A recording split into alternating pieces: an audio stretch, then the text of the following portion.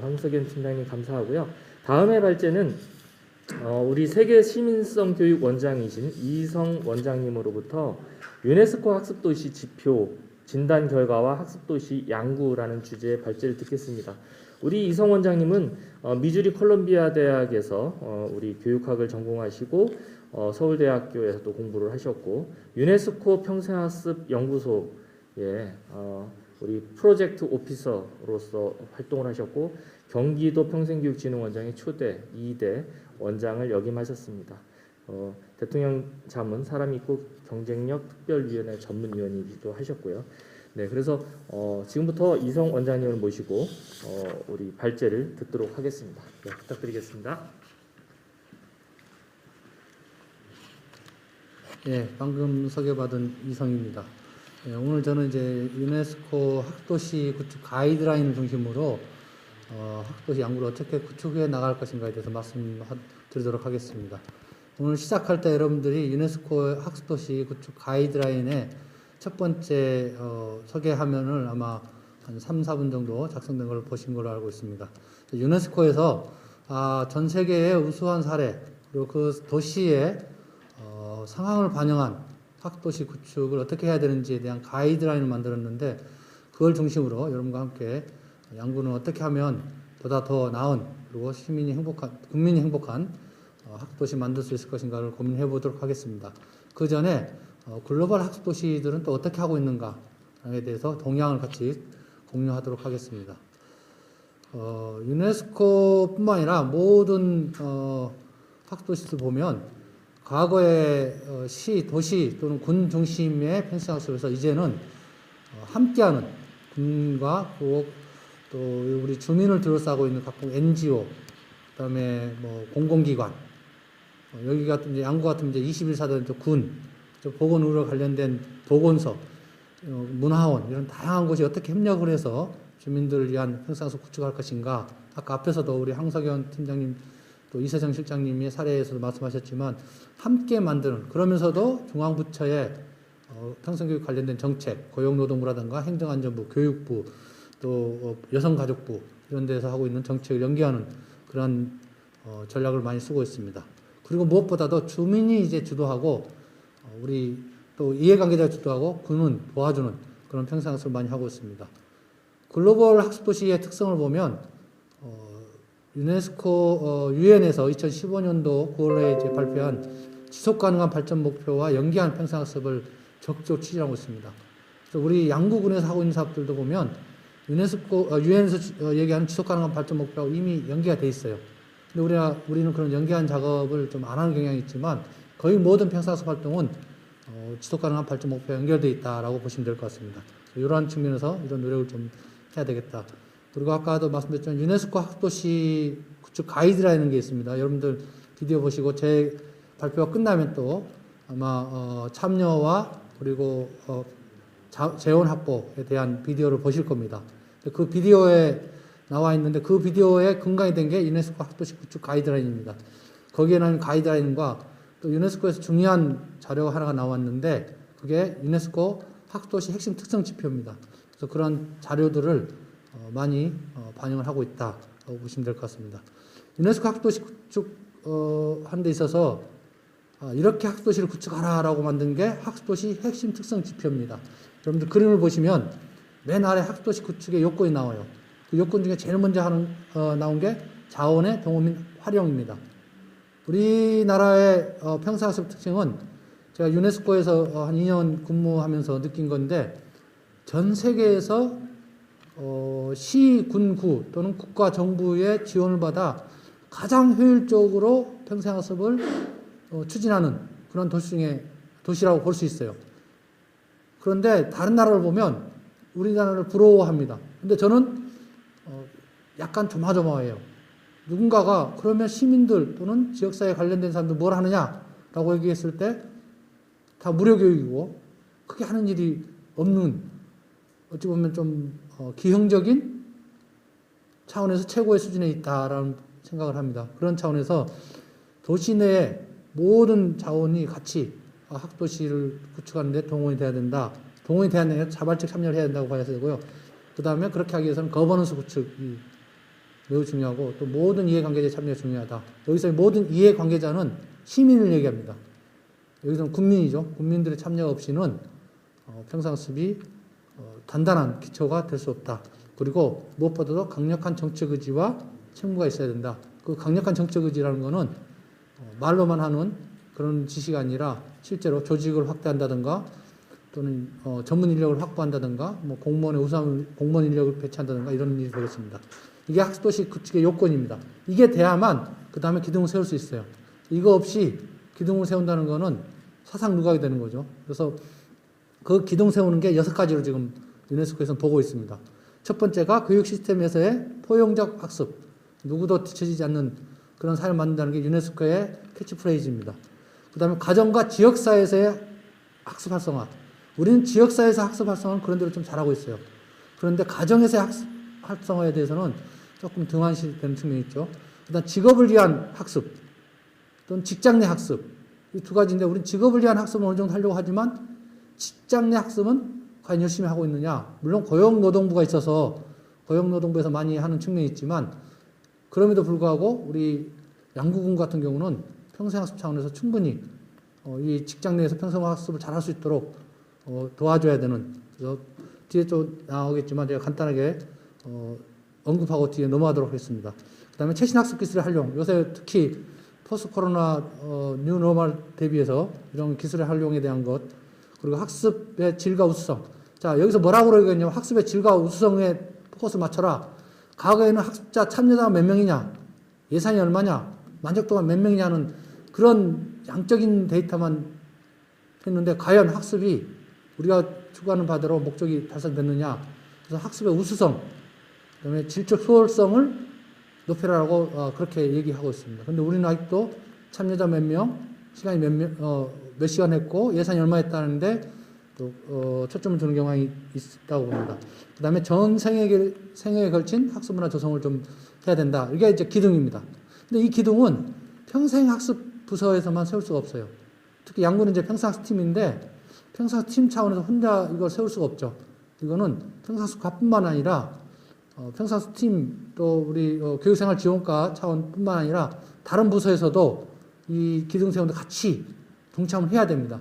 그러한 차원에서 아까 우리 김현수 사회자님께서 말씀하셨지만 다양한 부서에서 여기에 적극 참여해야 된다.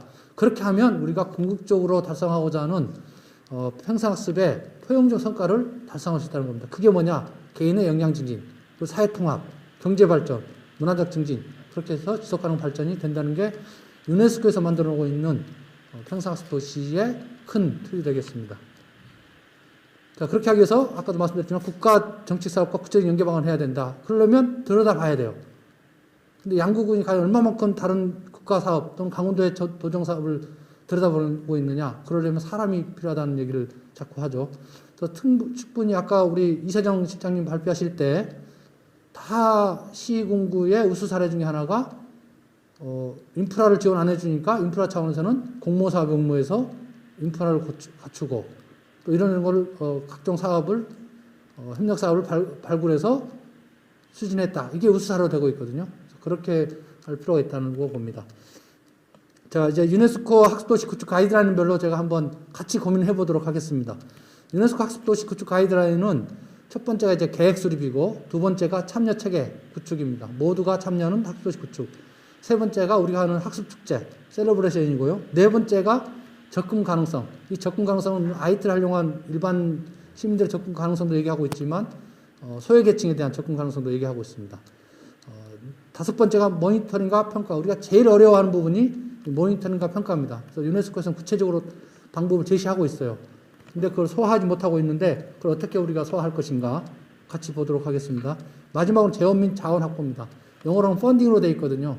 근데 이거를 번역할 때 우리 어떻게 하느냐? 재정 지원 이렇게 번역을 해요. 심지어 전문기관에서 번역할 때도. 그래서 제가 일전에 한번 아주 화를 낸 적이 있어요. 펀딩을 어떻게 재정 지원이라고 해석을 하느냐? 정확히 한국식 세팅에 맞는 얘기거든요. 그래서 펀딩이라는 거는 그래서 제가 영어도 고쳤어요. 제가 유네스코 근무할 때 펀딩 앤 리소스라고 바꿨습니다. 그래서 자, 펀딩과 자원 확보다. 그렇게 해야만 생활 이런 환경이 다른 나라에서도 오역하지 않고 그대로 이해합니다 해서 그 책은 못 보지만 이 프로그램 여러분들 이따 보실 그 온라인 프로그램 제가 유네스코 근무할 때 개발한 프로그램인데 거기에는 펀딩 앤 리소스로 이렇게 바꿨습니다. 그렇게 참고하시면 되겠습니다. 첫 번째가 이제 학도시 계획 수립. 우리는 이제 5개년 계획은 잘 수립합니다. 근데 아까 이세영 실장님 말씀하셨지만 5개년 계획과 연차별 계획이 얼마나 구체적으로 연결되어 있고 그걸 수행하기 위한 인력 구조는 또 어떻게 되어 있는가 그런 걸 많이 봅니다. 그래서 강력한 리더십. 양궁군에 대해서 진단을 해보니까 점수가 보이시지만 A씨는 아주 잘하는 곳입니다. 4.41이에요. 5점 만점에서. 양군은 2.69예요. 그러니까 88명 응답한 거거든요. 그래서 이 부분에 있어서 과연 우리가 어떻게 이거 개선해야 될 것인가 고민해 봐야 돼요. 자, 그러면 뭘 해야 되느냐? 학도시 성공 요건 여러 가지 있지만 그중에 제일 문제가 강력한 의지를 보여주는데 그 예산, 인력, 그다음 승진 우대, 그다음에 이제 평사 CEO 포럼 같은 걸 운영을 해서 지역사회에서의 어떤 공감 형성 작업을 많이 합니다. 승진 우대, 예를 들어서 의정부시 같은 경우가 시장님이 평생 학습과에 근무하는 사람한테는 인사상 우대를 해준다. 그래서 인사팀장 하다도 평생학습팀장으로 온다는 거예요. 그럼 무조건 승진을 한답니다. 그래서 평생학습과에 가려고 서로 애를 써요. 그래서 어떤 현상이 일어나느냐, 시간이 지난 얘기지만 의정부시에서 주말에 공무원들 대상으로 평생교육사 자격증 과정을 열어줘요. 대진대학교하고 연결해서. 주말반에. 근데 교육비는 1대1입니다. 그러니까 공무원이 50% 내고 시가 50% 내줘요. 그런데 24명이 그 과정을 이수했어요. 왜 했겠어요? 평생학습과로 가면 인사상 우대를 받는다는 게 명확히 의지가 나타난 거죠, 그거는. 그러면 그 24명이 다 평생교육과에 가겠어요? 그렇지 않을 거예요. 그러나 이미 평생학습에 대한 마인드를 갖고 가기 때문에 어디 가서 일을 하더라도 우리가 우리 부서에서 교육적인 차원에서 할 수 있는 게 뭐지? 스스로 알아서 찾아나간다는 겁니다. 그런 의미에서 이게 강력한 정책 의지라는 거는 그런 걸 의미하는 거라고 볼 수 있고요. 그 다음에 공무원의 전문성이 매우 중요해요. 지금 양구군은 이제 담당 한 분 계시잖아요. 한 분 계시는데, 오산시 같은 경우가 대표적인 사례입니다. 거기는 뭐 보통 5년, 10년씩 공무원들이 근무를 합니다. 평생학습과에. 거기서 팀장 승진하고, 과장 승진하고, 국장 승진을 다 해요. 그러니까 전문성이 없을 수가 없어요. 근데 보통 통상 다른 도시는, 양구뿐만 아니라 다른 도시는 한 2년 되면 이제 가야 돼요. 뭔가 알고 열심히 하려고 그러면 가야 되고. 그럼 새로 와서 처음부터 다시 배우거든요. 그래서 그런 차원에서 인사에 있어서 그런 장기 분석 플러스 그에 따른 우대를 좀 구체적으로 보여줘야 되고, 그러다 보면 오래 근무하다 보면 주민들과 파트너십이 생겨요. 또 주민활동가를 양성을 많이 해놓으면 그 사람들과 자주 보니까 서로 뭐 눈만 봐도 안다는 거죠. 그런데 자꾸 바뀌면 알만하면 가. 주민활동가들 뭐 하는데 담당이 바뀌어버리면 답답해버리는 거죠. 그래서 그러한 차원에서 빨리 하라고 자동으로 넘어가네요. 아무튼 그러한 차원에서 그게 필요하고요. 그 다음에 이제 시민열 같은 시민 양성이 필요하다. 시민 활동가의 적극적인 양성이 필요하다. 그래서 시민의 추진 역량, 열정은 우리가 생각하는 것보다 훨씬 크다. 그래서 우리 국민들의 어떤 시민력, 리더십을 좀 활용하고 키워서 활용해야 된다는 거죠. 그러면 공무원들과 파트너십이 형성돼서 똑같은 일을 하더라도 훨씬 더 효율적으로 이루어질 수 있다고 판단이 됩니다. 그리고 두 번째가 참여체계 구축입니다. 이제 잘 아시는 모든 이해관계자가 참여하는 협조적 구조 조성. 이게 우리나라에서 안 되는 부분이라 그랬죠. 비교적 이제 오산 같은 경우가 잘 되지만 거기도 여전히 관내 적극적인 개입해서 그래도 잘 되는 곳이 이제 오산입니다.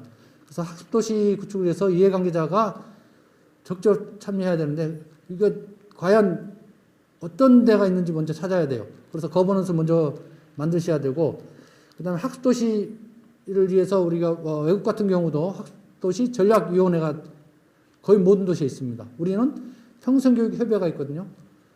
이런 부분. 평생교육협의회가 1년에 한 번, 두 번 하고 말죠. 이런 부분에 대한 아쉬운 게 있고요. 그 다음에 이해관계자 역할과 책임 명확하고 공유하라. 이게 무슨 말이냐면 학습도시 구축하는데 이해관계자가 다양하잖아요. 그런 사람들이 우리가 왜 평생학습에 우리가 조인해야 되지? 내가 기업체 사장인데 왜 우리 직원들의 평생학습을 위해서 내가 투자를 해야 되지? 그거에 대한 가치, 의미를 공유해야 돼요. 그래서 우리가 필요한 게 포럼 같은 걸 통해서 그런 사람들이 공감대 형성을 이끌어내고 자발적으로 내가 기업을 운영하면서 경제적으로 이윤을 창출하고 고용 창출하는 것만 목적이 아니라 나랑 같이 일하는 사람들이 나랑 일하는 기간 동안 행복해질 수 있는 평생학습이라는 이런 것들을 좀 해야 되겠다. 그래서 좀 큰 기업 얘기지만 포스코 같은 경우가 2004년도에 포스코 직원 평생학습 체계 구축 방안이라고 해서 그전에 인적자원 개발로 쓰다가 어떻게 하면 포스코에 근무하는 동안 이 사람들이 행복하고 또 은퇴 후에도 포스코에서 근무했던 그런 경험, 그동안 학습했던 내용을 가지고 더 행복한 삶을 살 것인가 라는 차원에서 포스코 평생학습 체계 구축 방안으로서 별도의 자료를 냈었습니다. 제가 개인적으로 포스코에 근무했을 때 했던 거기 때문에 저는 상당히 앞서간 기업으로서 의미가 있다고 생각을 합니다. 그래서 저희가 제가 한번 진단을 해봤어요. 모든 이해관계자들로 하여금 수준 높은 학습기회 제공에 참여하고 학습도시 구축을 위해서 그들 자신만의 의미 있는 기여를 할 수 있도록 우리 하고 있느냐? 라고 했더니 양구가 3.07, AAC는 4.12. AC가 워낙 잘하는 데긴 하지만 차이가 0.15점이 나오잖아요. 그죠? 그럼 이거는 어마어마한 어마어마한 차이거든요. 그래서 이런 차원에서 우리가 좀 고민을 해봐야 되겠다. 그러니까 학습도시 구축하는데 우리끼리만 잘하는 게 아니라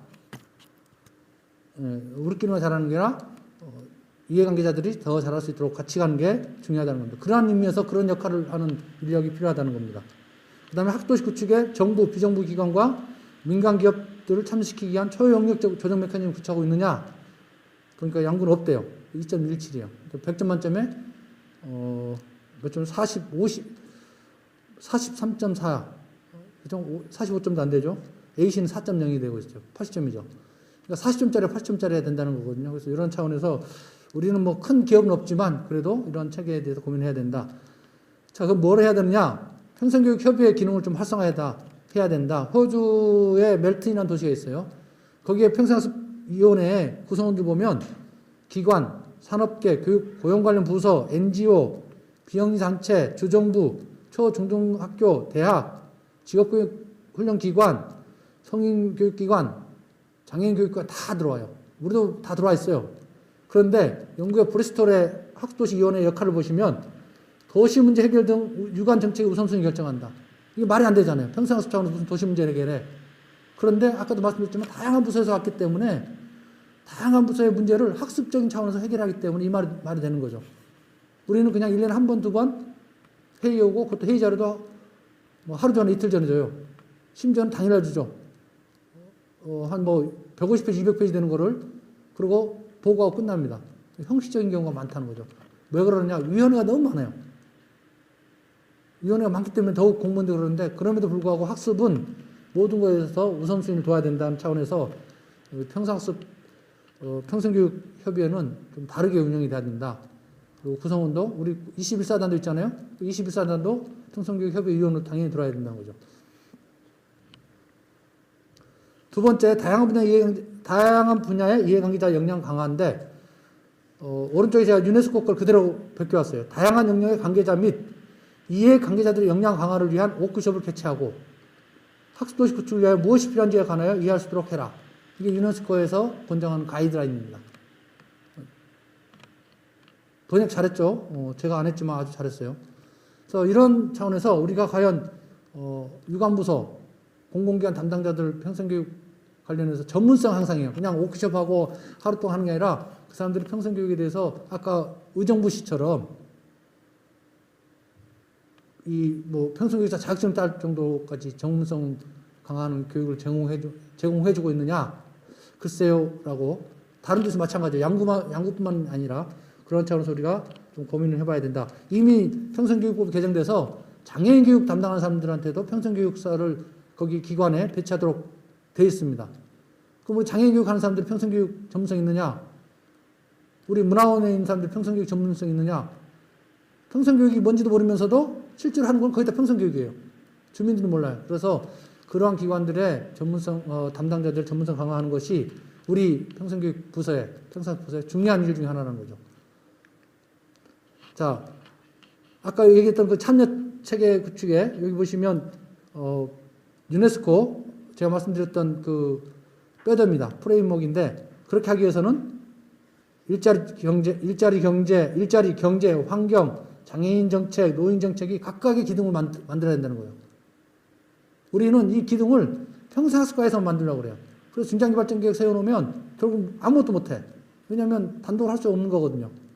그래서 이러한 기둥들을 각 부서에서 세우도록 허브 기능 역할을 하는 게 우리 평생학습 부서의 역할이 되고, 그래서 평생학습 팀은 평생학습 과로 정도 돼야 다른 과에 가서 이렇게 얘기할 수 있지, 팀 수준에서 가서 얘기하면 우리 일도 바쁜데, 이 일이 다시 말씀드리면 일자리나 경제, 일자리 경제과나 뭐 일자리 정책 쪽에서 평생학습과 일이라고 생각하는 시군구는 평생학습을 가장 원초적인 수준에서 머무른 곳이에요. 거기서 진정으로 우리가 학습자는 할 수 있는 게 뭐지? 그래서 건설과에서 우리가 할 수 있는 게 뭐야? 그래서 건설 관련 노동자 교육은 건설과에서 하는 게 가장 효율적이죠. 왜? 내용도 잘 알죠. 사람 잘 알죠. 모이는 것 잘 알죠. 모이는 시간 잘 알죠. 또 정책적으로 연결돼 있죠. 근데 그걸 평생학습과에서 하려면, 또는 평생학습 팀에서 하려면 건설 관련된 회사에서 아마 관심도 없을걸요. 공문 보내면. 근데 건설 관련된 부서에서 보내면 우리와 관련된 부서이기 때문에 더 관심이 간다는 거죠. 마찬가지로 노인 정책도 마찬가지라는 거예요. 경로당에다가 우리가 노인 관련된 우리 그 공공기관에다가 우리가 양구 노인회관 있잖아요, 그죠? 그런 데다가 우리가 공문 보내는 것보다 노인 관련 부서에서 하는 게 훨씬 더 파워풀하다는 거죠. 장애인도 마찬가지입니다. 장애인 복지관에 평생교육 부서가 하는 것보다 장애인 관련된 과에서 정책을 펼쳐야 되고, 또 장애인 복지관 안에 평생교육사가 있어야 된다는 거죠. 여주시 같은 경우가 장애인 복지관 안에 평생교육사를 배치했어요. 그래서 그 관장님이 저한테 얘기하거든요. 2015년도 중장기발전계획 수립할 때 장애인 교육도 평생교육이 전문성이 있어야 되겠다. 왜냐하면 자기들이 하는 게 거의 다 평생교육이라는 거예요. 근데 자기들은 모르고 있었다는 거죠. 그런 차원에서 우리가 벤치마킹 할 수 필요가 있다. 그래서 양국은 평생교육 협의회를 좀 위상 강화해야 되겠다. 그래서 전략적 의사결정, 우리 아까 얘기했던 브리스톨뿐만 아니라 모든 글로벌 학습도시의 학습위원회의 그 역할은 전략적 의사결정하는 겁니다. 그리고 역할, 책임을 좀 명확화해서 우리 이해관계자들의 대표들이 왔으니, 예를 들어서 21사단의 대표가 왔으면 사단에서 뭘 해야 될지 평생학습을 위해서 그걸 본인들이 판단하고 필요한 자원을 투입하고, 또 우리가 필요하면 양국인을 도와주는 그런 역할을 해야 된다는 거죠. 그 다음에 구성원의 대표성을 좀 확대해야 된다. 여성, 장애인, 노인, 도서관, 일자리 전부 다 들어올 필요가 있고, 그리고 무엇보다도 평생학습 부서는 허브 역할을 해야 된다는 거죠.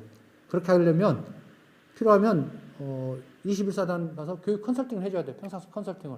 어떻게 하면 우리 21사단의 장병들이 양구군에서 군생활을 하면서 보람있는 그런 군생활을 했다고 할 것인가, 특히 평생학습 차원에서 뭘 해줄 것인가를 컨설팅하고 고민하고, 그걸 필요한 지원을 해주고, 또 군에서도 필요한 자원을 투입하도록 유도해야 된다는 겁니다.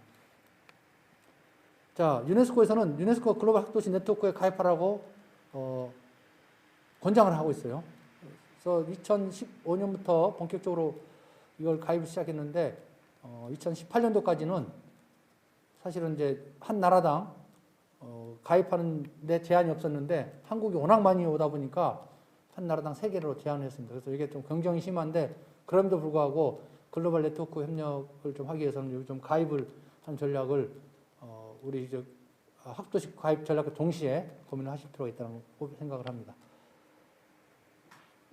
세 번째가 이제 축제입니다. 기념. 그래서 유네스코에서는 축하 이벤트를 해라. 그걸 통해서 학습 유도하고 학습 과정을 지속하도록 해라. 그리고 새로운 학습자를 확보해라라고 되어 있어요. 그래서 우리가 진단을 해봤어요. 그랬더니 이게 제일 높아요. 양국인에서는 학습도시 관련된 축제가 4.02점이에요. 여러 지표 중에 제일 높아요. 그러니까 축제에 대해서 사람들이 즐기고 있다는 건 얘기거든요. 그런데 문제는 뭐냐?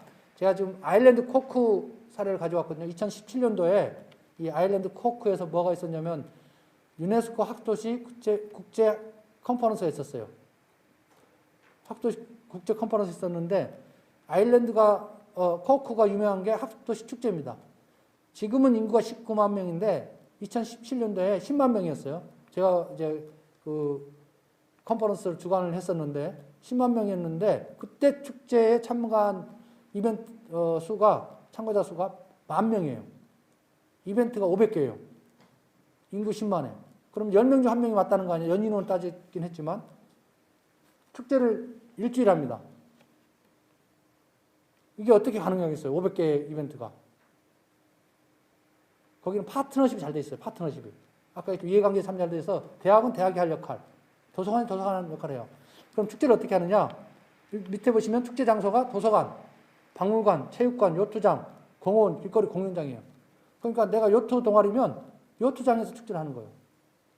그럼 누가 오느냐? 목적이 뭐냐? 우리 1년 동안 요트 동아리 활동했는데 자축이야. 두 번째 뭐냐? 친구가 되든 동료가 되든 가족이 되든 요트에 관심사를 데려와요. 그리고 새로운 회원을 확보하는 거예요. 진정한 의미의 학습축제를 하는 거예요. 진짜 즐기는 축제가 되는 거죠. 공연장도 마찬가지죠. 우리는 아마 기타 동아리라든가 뭐 이런 밴드 동아리, 악기 동아리 있으면 그 악기를 다 옮겨와요. 어디로? 군청 앞으로.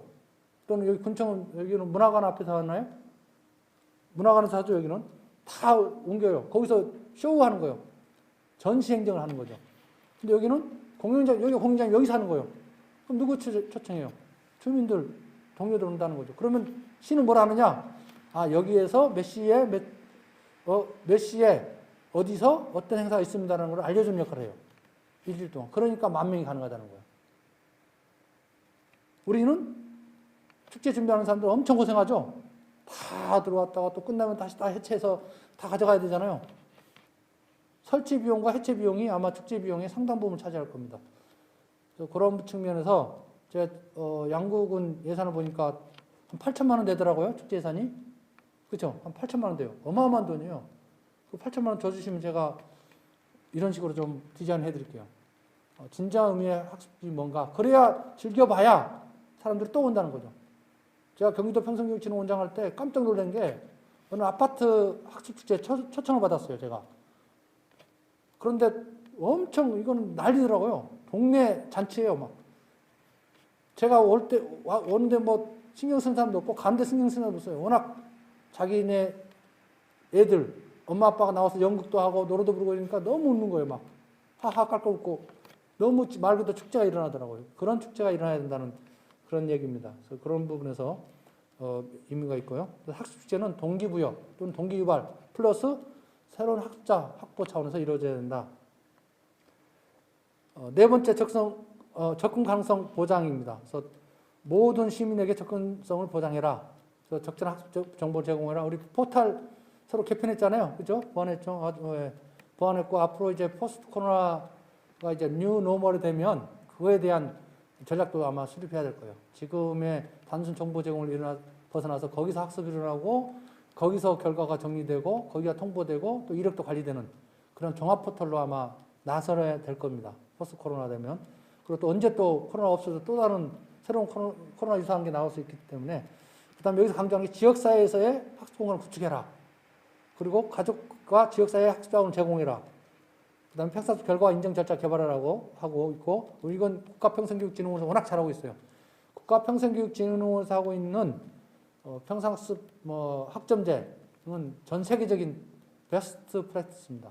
베스트 오브 더 베스트로 아주 잘 알려져 있는. 그래서 국가평생교육진흥원 그러면 학점제만 해도 충분히 한 역할을 하고 있다고 생각합니다. 그다음 소외계층에 대한 별도의 지원. 예를 들어서 뭐 지금 코로나 때 IT 관련돼서 기술 교육을 못 받았거나 또는 IT 관련된 기기가 없을 때 이런 거에 대한 관심을 좀 가져야 된다는 거죠. 그리고 공공 및 민간 기업의 학습 조직화. 이거 우리가 가장 못하고 있어요. 이거에 대해서 강조하고 있습니다. 이건 제가 한 게 아니라 유네스코가 하는 얘기입니다. 학습 친화적 도시 환경 및 기관 양성 이런 것들을 하고 있는데 제가 질문을 해봤어요. 지역사회 기반 학습 공간 조성과 가정 및 지역사회 내에서의 학습을 위한 자원을 제공하고 있느냐라고 물어봤습니다. 양구가 2.57이고 A씨가 4.34예요. 어마어마한 차이가 나죠. 물론 여러 가지 차이가 있을 거예요. 거기는 인구가 뭐 한 20만 되고 우리는 인구 2만 남짓이다. 그런데 그건 다 핑계예요. 거기는 10년 이상 인적 자원, 인프라, 뭐 예산, 조직 투입을 한 거예요. 10년 동안. 만약에 20만 도시가 모두 다 이렇게 하고 있다 그러면 우리가 얘기하는 게 거기는 20만이니까 익스큐즈가 돼요. 그런데 20만 도시라고 다 이렇게 한 게 아니잖아요. 거기니까 한 거잖아요. 그렇죠? 그럼 거기가 뭘 했는지를 우리가 벤치마킹 하는데 보통 우리는 거기는 인구가 20만이고요. 이렇게 끝나버린다는 거죠. 그래서 우리도 인구가 2만 3천인가요? 2만 3천 정도 되는데 충분히 저는 오히려 더 사이즈가 작기 때문에 더 많은 걸 할 수 있다라는 판단이 듭니다. 그 다음에 모든 주민들에게 학습과 관련된 적절한 정보 지침 지원을 제공하고 있으며 다양한 경로를 통한 학습 참여를 촉진하고 있다라고 물어봤더니 양구가 3.95 꽤 높은 거예요. 이거는. 그죠? A씨가 4.30입니다. 이 질문들은 유네스코 질문이에요. 제가 만든 게 아닙니다. 유네스코에 있는 그 지표를 그대로 제가 번역을 했다고 보시면 됩니다. 그 다음에 공공 및 민간 조직 학습 조직을 할 수 있도록 지원하고 있다. 이거는 우리나라 평생학습이 가장 약한 부분입니다. 유네스코에서 권장하고 있고 하라고 하고 있음에도 불구하고 이거 보세요. 이제 양구 2.90이고 A씨는 3.40이죠. A씨가 거의 다 4.0 넘다가 여기가 뚝 떨어져요. 안 하고 있다는 거죠. 자, 평생학습 예를 들어서 아까도 말씀드린 군부대에 있다. 그럼 군부대 평생학습을 가장 잘할 수 있는 게 군부대예요. 사당적인 관심 갖고 해라. 그럼 양구에서 조금만 도와주면 잘할 텐데 우리가 다 불러내서 교육하려고 한다는 거죠. 어떻게 하면 거기에 CEO, 리더들이 평생학습에 의미를 갖고 가치를 두고 또 철학을 갖고 평생학습을 할 수 있을 것인가. 그게 학습조직가 할 수 있도록 도와주는 역할을 우리 평생학습 부서에서 해줘야 돼요. 프로그램 운영하는 건 가장 원초적인 겁니다. 그래서 컨설팅을 해줘야 되는 거죠. 경기도가 모든 시군이 지금 학도시로 지정되어 있거든요. 그게 여러 가지 이유가 있지만 이런 컨설팅을 통해서 조직도 확대하고 사람도 확보하고 프로그램도 특색적인 하고 그런 것들의 결과지 경기도에 있다고 다 되는 게 아니거든요. 자, 그렇게 하기 위해서 일단 K무크 아까 우리 이세정 실장님도 언급하셨지만 K무크에 저는 1000개가 넘어졌던 740개인가 과정이 있다고 얘기를 하더라고요. 맞나요? K무크에 740개 과정이 있어요. 근데 그게 아무나 그 과정을 올릴 수 있는 게 아니에요. 아주 유명세를 탄 그리고 인정받은 교육과정만 올린 게 740개예요. 그러면 여러분들 양구 국민들이 필요한 교육과정 거기 다 있어요. 거의 다 있습니다. 그리고 경기도에 지시크가 있거든요. 거기는 1200개가 있어요. 물론 경기도민을 위한 거지만 양구 국민도 들을 수 있어요. 경기도는 그걸 2008년도부터 모든 도민들에게 무료로 2009년도부터 제공하고 있습니다. 그런 것들도 우리가 평상시 부서에서 파악해서 우리 양구 국민들 연령별로 목적별로 분류를 해줘야 돼요. 두 개 합치면 약 2000개 교육과정이 있기 때문에 교육과정 홍수가 나가지고 뭔지 몰라요. 물론 거기에 분류가 돼 있어요. 목적별로. 그럼에도 불구하고 너무 많아요. 그래서 양구 국민들에 꼭 맞는 걸로 온라인 프로그램 좀 이렇게 만들어줘서 홈페이지에 링크만 제공해주면 되잖아요. 맞춤에 갈 수 있도록 해주면 좋겠다는 생각이 듭니다. 그리고 2단계에는 포스트 코로나 뉴 노멀 대비 평상시 종합 포털을 좀 구축할 필요가 있다 생각됩니다. 두 번째, 양구군 전역의 평상시 캠퍼스.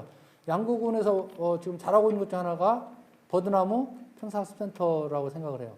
그걸 좀 지금 현재 21개 있고 내년에는 31개로 확대하신다 그러는데 아주 저는 잘하시는 거라고 봅니다. 그걸 조금 양구군 중에서 운영 중인 그 버드나무 학센터를 좀 더 가볍게, 무겁게 아니면 가볍게 해서 좀 많이 해서 학습 동아리를 좀 늘이라든가 학습에 관심 있는 사람들 모여서 공부할 수 있도록 했으면 좋겠다는 생각이 듭니다. 오산시가 약 216개의 카페, 레스토랑, 공방을 좀 학습 공간으로 지정을 해놨습니다. 그리고 이제 평사선 마을 만들기 사업을 좀 전략적으로 추진했으면 좋겠다.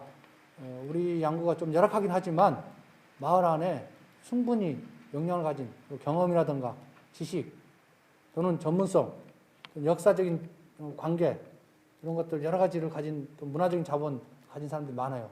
그런 사람들을 강사로 양성해서 학습이라는 게 대단한 게 아니라 아주 조그만 거지만 남에게는 큰 학습이 될 수 있다는, 그래서 누구나 이런 것들을 가지고 있는 사람들이 강사를 활동할 수 있는 그런 시스템이 되면 좋겠다. 그렇게 하면 그 마을에서 주민들이 가진 경험, 지식, 전문성이 하나의 자본이 사회적 자본으로 통용이 되면서 일자리가, 학습형 사회적 일자리가 나오는 그렇게 되고, 그러면 그 강의하는 분들한테는 마을이 이제 일터가 되겠죠. 그 일터가 되고 그 마을에서 강의를 하기 때문에 마을이 또 학습터가 돼요. 배움터가 되죠. 그리고 마을에서 그렇게 가르치고 배우는 소통을 통해서 지역사회가, 그 삶터가 지역사회 회복된다는 거죠. 그래서 이게 이제 이 동그라미 3개, 삼각형. 그래서 저는 제가 경기도 진흥원장 할 때 황금의 삼각형이다. 그래서 골든 트라이앵글 사업이라고 제가 명명을 했고, 2012년도 시작한 사업을 경기도 내에서 지금 95개 마을 하고 있고요. 이런 것들이 이제 경기도 시군에서는 자체적으로 또 하고 있습니다. 뒤에 설명을 좀 드릴게요. 예를 들어서 하남은 20군데 하고 있고, 수원도 한 20군데, 그리고 화성은 한 30군데 자체 예산을 하고 있습니다. 아까 95개는 시와 시군과 도가 매칭하는 거고, 그 외로 별도로 이런 사업을 전개하고 있어요. 화성시는 또 제2의 모델을 만들고 있다고 저한테 얘기를 해주더라고요.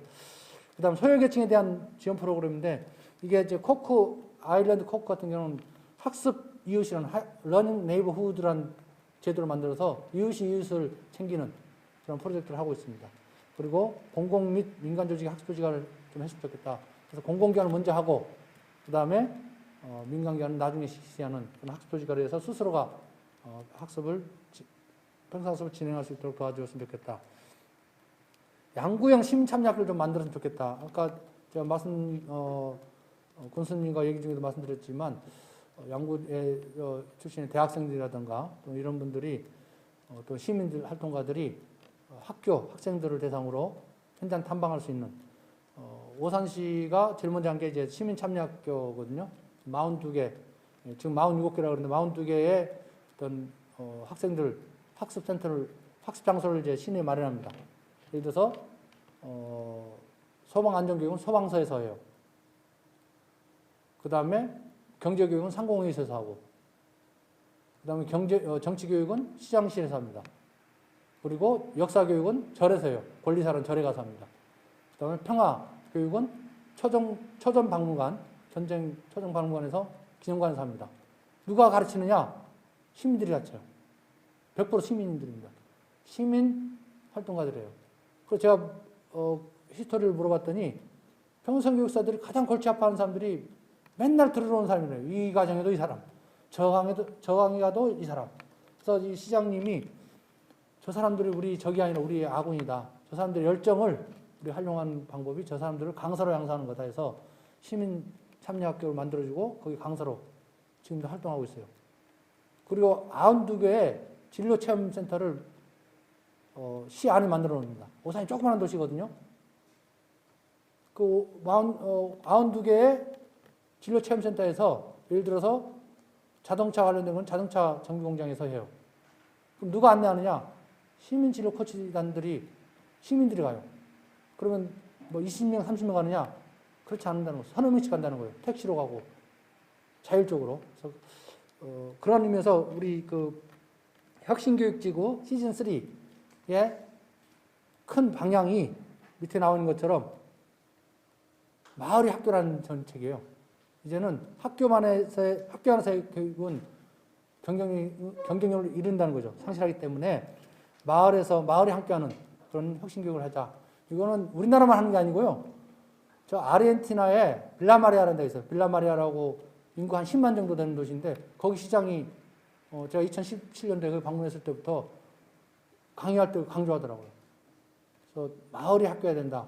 우리 시 전체가 학생들을 위한 학교가 돼야 우리 애들이 졸업한 후에 우리 시 아르헨티나를 벗어난 전 세계에서 경쟁을 갖춘다라고 해서 강조했던 겁니다. 근데 다행히 좀 늦긴 했지만 우리나라에서도 시즌 3로 마을을 오픈하는 혁신교육의 방향을 전 제대로 잡고 있다고 봅니다. 자, 모니터링과 평가입니다. 모니터링과 평가가 가장 어렵다고 그랬죠. 그래서 여기는 뭐라 그러냐면 유네스코 학도시 핵심 지표를 반영해서 성과 측정 지표를 개발하고 맞춤화 개발해라 라고 되어 있어요. 그럼 유네스코 학도시 핵심 지표가 아까 우리 집이 있었죠. 기둥. 그 밑에 3개, 기둥 6개, 그 다음에 지붕 3개에서 12개입니다. 12개 영역이고 42개 지표로 되어 있어요. 그래서 지표별로 어떻게 측정하라는 건 67개가 되어 있거든요. 그래서 제가 진단을 해봤어요. 양국은 어떤가. 여러분 오른쪽에 표를 보시면 제일 높은 게 개인의 권한관험 및 사회통합 3.63이고 나머지는 3.11 이래요. 아주 낮진 않지만 그렇다고 높진 않아요. 그러면 이 영역별로 제가 진단한 그 문항 42개를 썼는데 어떤 게 높고 어떤 게 아닌지 구체적으로 좀 고민을 해야 돼요. 그래서 양구에서 할 수 있는 게 뭐고 그러면 그걸 측정할 수 있는 게 뭔지 지표로 가져가야 됩니다. 아까 유네스코에서 뭐라고 그랬죠? 질적 수월성을 확보해라. 즉 교육생 수가 몇 명인지 예산이 몇 명인지 만족도가 몇 명인지 아니라 이 사람들이 과연 그렇게 해서 뭐가 달라졌느냐 그 지표를 좀 측정을 해라. 그래서 유네스코에 그걸 이미 되어 있기 때문에 상세한 내용은 제가 시간 관계상 설명은 안 하겠습니다만 고민을 좀 할 필요가 있다는 겁니다. 6번째, 재원과 자원 확보입니다. 펀딩인데 여기서는 학도의 구축에서 지속 가능한 재원과 자원을 확보해라 되어 있어요. 재원과 자원 확보로 되어 있죠. 재원은 물론 우리 군의 양구군의 예산이 아주 중요합니다. 그러나 이게 지속 가능성을 확보하려면 기업이라든가 재단 또 국제기관, 정부 등 다양한 이해관계자의 예산을 확보해야 돼요. 아까 이세정 실장님이 강의 때 말씀하셨지만 우수 사례로 아까 제가 강조했던 것처럼 광역 또는 국가의 예산을 확보해서 어떤 사업을 했다는 걸 강조하시잖아요. 그런 노력을 해야 된다. 그러려면 이런 데를 들여다볼 여유가 있어야 돼요. 여유가 있으려면 결국 이걸 관련해서 일할 수 있는 사람이 있어야 되고 그래서 조직을 키우세요, 사람을 키우세요 한다는 겁니다. 그래서 국가사업 100가지만 해도 아마 번전을 뽑을 겁니다. 예를 들어서 하남시에서 작년에 세계 시민성 교육을 했어요. 근데 그 교육을 받은 사람들이 올해 행안부에 지원해서 3억짜리 예산을 따왔어요. 또 한 팀은 3천만 원짜리 따왔어요.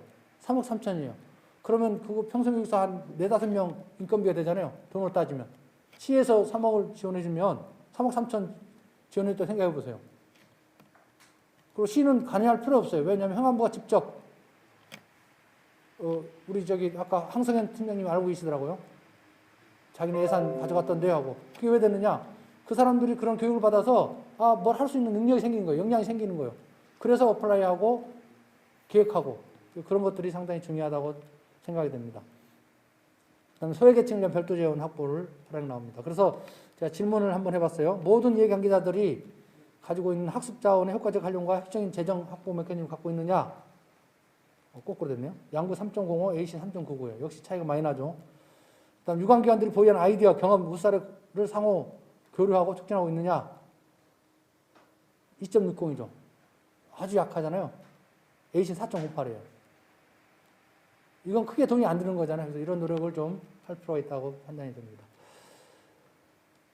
그렇게 하기 위해서 양국은 공공기관, 민간기관, 시민 등의 인적, 물적 자원을 좀 활용하는 방안을 마련해야 되고 학습도시 구축 공감 형성을 통한 자발적 동참 및 자율적 실시를 유도해야 되고 참여기관, 시민에 대한 공적 인센티브 제도를 좀 마련해서 참여를 촉진할 필요가 있고 주민, 마을의 행정안전부, 강원도 등의 마을 핵심 공모 프로젝트 추진 역량을 좀 강화해야 된다고 판단이 됩니다. 자, 여러분들이 제 강의가 끝난 다음에 비디오를 볼 겁니다. 그 비디오는 유네스코 학도시 구축 가이드라인 중에서 세 번째와 7번째 겁니다. 세 번째가 참여입니다. 이해관계자 참여. 7번째가 펀딩 앤 리소스입니다. 그러니까 재원과 자원 확보입니다. 이 두 편을 보시고 유네스코에서 권장하는 프로그램을 그대로 우리가 어떻게 하면 따라할 것인가를 한번 고민해 보실 필요가 있습니다. 예. 이상 제 발표는 여기서 마치도록 하겠습니다. 감사합니다.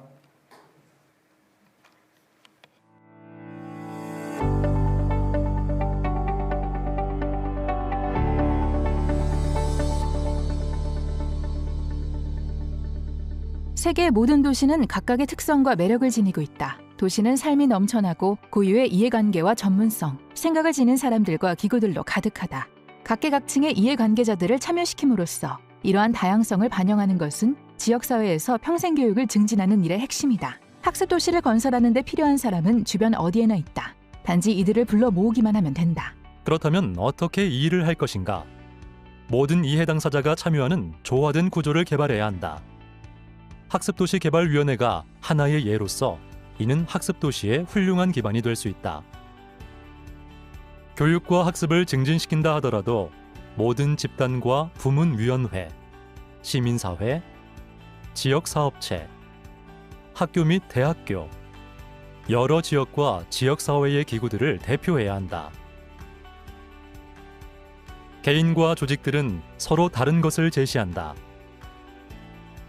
이들의 집단 지식은 학습 도시를 강화하고 변화시킬 것이다. 이해 당사자 확인부터 시작하자. 이를 통해 이해 당사자들이 어떻게 학습 도시 건설 과정에 가장 적합한지 알 수 있고, 지금까지 고려해보지 못했던 영역에서 새로운 이해 당사자들을 발견할 수 있다. 또한 이러한 과정을 통해 이해 당사자들이 학습 도시 구축에 기여하는 일이 어떤 이해관계를 갖고 있는지 파악할 수 있다. 민간 영역은 공공기관과는 다른 이해관계를 가질 수 있다.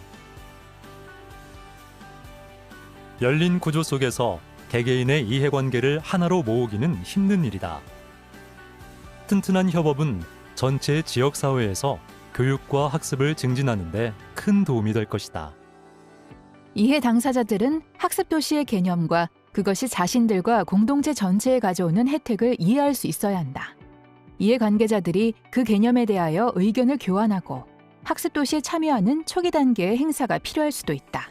계획부터 실행과 평가에 이르기까지 학습 도시를 건설하는 전 과정에 이해관계자들을 참여시켜야 한다. 현실적 목표에 대한 합의가 있어야 한다. 이것은 도시의 학습 환경을 풍요롭게 할 수 있는 공유된 비전을 만든다. 더 큰 헌신과 책임감을 고취시키기 위해서는 팀 구성원들이 더욱 명확하게 규정된 역할과 책무를 자각하고 있어야 한다.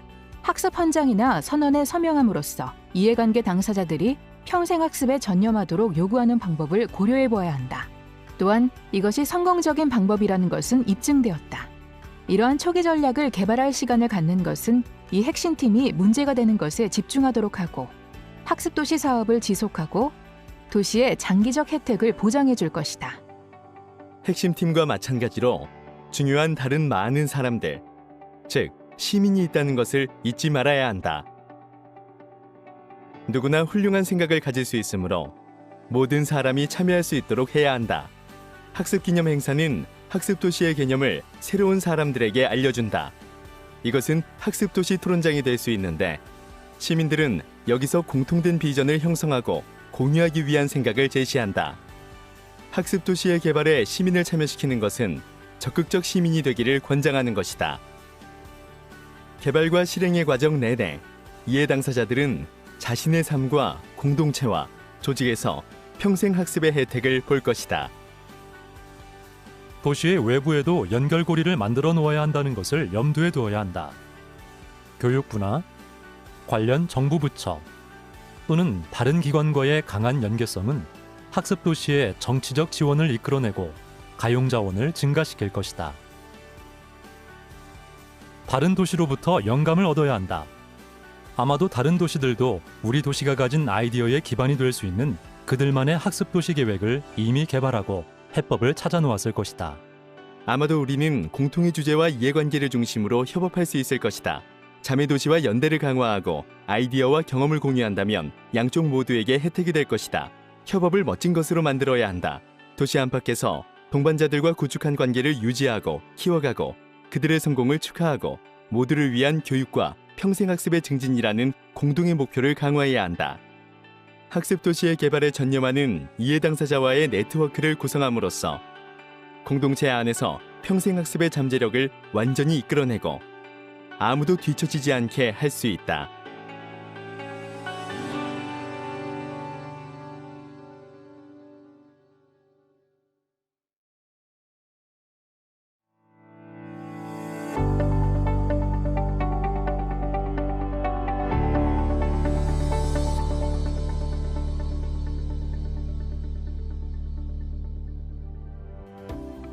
성공적 학습 도시에서는 문해율이 향상되고 공동체의 교육 및 학습 참여 의욕을 고취한다. 그러나 학습 도시 구상이 시작되기 위해서는 단순히 재정적 자원만이 아니라 충분한 자원의 확보가 필요하다. 학습 도시 건설에 필요한 자원을 확보하는 것은 힘든 과제로 보일 수도 있다. 그러나 학습 도시 사업을 지원하는 많은 방법이 있다. 학습 도시 구상을 지원하기 위해서는 기존의 예산이나 정부가 지원하는 기금을 이용한다. 그리고 협력자들과 이해 당사자들에게 다가가 그들이 무엇을 기여할 수 있는지 잊지 말고 물어보아야 한다. 학습도시 구상은 무엇보다 공동사업임을 기억해야 한다. 돈을 초월하여 생각해야 한다. 인적 자원, 물적 자원, 학습 공간은 안정적이고 성공적인 학습도시를 구축하는 데 똑같이 중요하다. 누가 무엇을 기여할 수 있는가? 모든 학습 도시는 그 도시의 목표, 가장 중요하게는 공동체에 누구나 무상으로 접근할 수 있는 학습 기회를 제공하고 소외된 집단과 개인을 위한 구상에 재정을 지원하는 것을 달성하기 위해 수많은 자원을 필요로 한다. 학습 도시는 초기의 계획 수립에 기여한 다양한 협력자들을 통하여 대부분의 재정 지원을 받을 수도 있다. 그렇다면 이들 협력자들이 지속적으로 참여하는 것이 중요하다. 공유된 재정 지원 기구는 또한 학습 도시 구상을 지속 가능하게 한다. 인적망을 구성하는 행사를 조직하고 반드시 학습 도시의 성공을 보여주어야 한다. 그렇게 함으로써 학습 도시 구상에 대한 관심을 불러일으키고 협력자를 추가적으로 끌어들일 수 있고 그럼으로써 더욱 많은 자원을 확보할 수 있다. 또한 민간 분야 협력자들을 생각해 보아야 한다. 이들은 자신의 구체적 관심사에 일치하는 구상에 기여하고 싶어 할 수도 있다. 이 모든 자원을 끌어모아 장래의 공동체의 혜택을 가져올 역동적이고 성공적인 학습도시 사업에 이르는 길을 낼 수 있다. 재정 지원에 대하여 생각할 준비가 되어 있다면 몇 가지 핵심 질문으로 시작하자. 학습도시 아이디어를 현실로 구현하기 위해 어떤 자원을 필요로 하는가? 이미 가진 자원은 무엇인가? 어떤 자원이 여전히 필요하고 이를 동원하기 위해 어떤 계획을 짤 것인가? 첫 번째 단계는 계획을 다시 한번 살펴보는 것이다. 구상한 활동을 실행에 옮기기 위해 어떤 자원이 필요한가? 다음으로 자신과 협력자들이 기존에 이용할 수 있는 자산을 고려해보고 도시에 이미 존재하는 많은 자산을 찾아보아야 한다. 이들 자산은 학습도시 목적을 달성하기 위해 어떻게 이용될 수 있는가? 창조력을 발휘하고 대담한 생각을 해야 한다. 도시가 이미 가진 것을 이용해야 한다. 그리고 5개에서 행사와 활동을 벌일 수 있는 공공공간을 잊어서는 안 된다. 같은 도시에 거주하면서 다른 사람들에게 영감을 줄 수 있는 지식과 전문성, 기술을 지닌 사람들을 알아두어야 한다. 무엇이 이용 가능한지 알았다면 학습도시 아이디어를 실현하는 데 필요한 자원을 고려해봐야 한다. 재정 자원은 항상 최우선의 관심사이다. 그러나 생각해볼 혁신적이고 효과적인 기구가 많이 있다. 여기에는 복수의 이해 당사자, 협력기금, 비용 공유 기구, 공동출자, 후원제도, 그리고 인도주의적 협력자 또는 민간부문 협력자와의 연계가 포함된다. 시와 중앙정부가 운영하는 다른 정책을 찾아보는 것도 학습도시 구상에 혜택을 줄 수 있다. 더 많은 동반자를 참여시켜야 한다는 점을 잊지 말아야 한다. 이들은 재정적 도움을 줄 수 있을 뿐 아니라 자신만의 공헌 계획을 원하거나 시에서 계획한 사회, 문화활동에 참여할 의향이 있을 수 있다. 협력할 수 있는 지역사회센터가 있는가? 자원봉사 조직이나 연수원은 어떠한가? 시에 이미 존재하는 문화적 활동을 위한 장소에서 문화를 학습에 연결시키는 프로그램을 개발하려는 의지가 있는가? 학습에 이용될 수 있는 어떤 다른 공간이 존재하는가? 추가적 재정 지원 수요를 줄이는 데 활용할 수 있는 기존의 활동이 있는가? 엄청나게 중요한 동반자인 민간 부문을 참여시켜야 한다는 것을 기억해야 한다. 민간 부문은 자신들의 기여가 시민 모두에게 어떻게 혜택을 주는지 이해할 수 있어야 한다. 이들 동반자들은 자신만의 생각을 제시할 수도 있다. 이러한 아이디어에 문호를 개방하고 유연하게 받아들여야 한다. 계획은 조정될 수 있고 공동의 작업이 되어야 한다는 것을 기억해야 한다. 재정 지원을 적절히 확보했다면 자원의 동원에 관해 생각해 볼 때이다.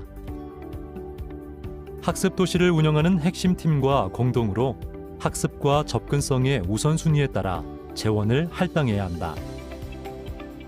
성공 사례를 홍보하고 공유하기 시작하면 더 많은 자원을 확보하기가 쉬워진다.